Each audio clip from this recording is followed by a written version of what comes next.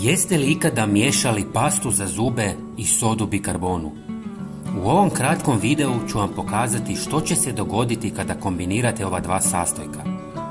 Prvo će vam trebati obična soda bikarbona i najobičnija pasta za zube.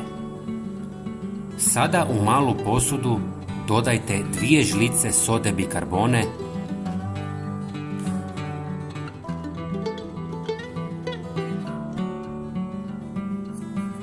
zatim dodajte pola žlice kuhinske soli.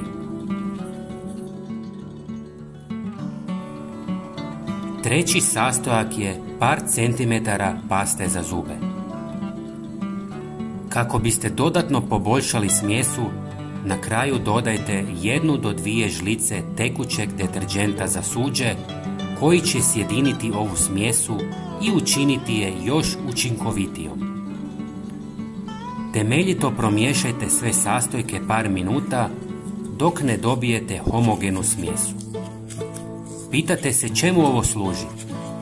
Sada ću vam pokazati, ali prije toga, ako ste prvi put na našem kanalu, svakako se pretplatite. Potpuno je besplatno. Ova 4 sastojka imaju izuzetnu snagu čišćenja. Možete ju koristiti za čišćenje kuhinja, sudopera, slavina, kupaonica i sličnih površina.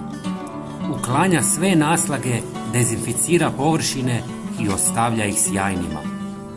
Nanesite smjesu na površinu, pričekajte nekoliko minuta, a zatim isperite običnom vodom.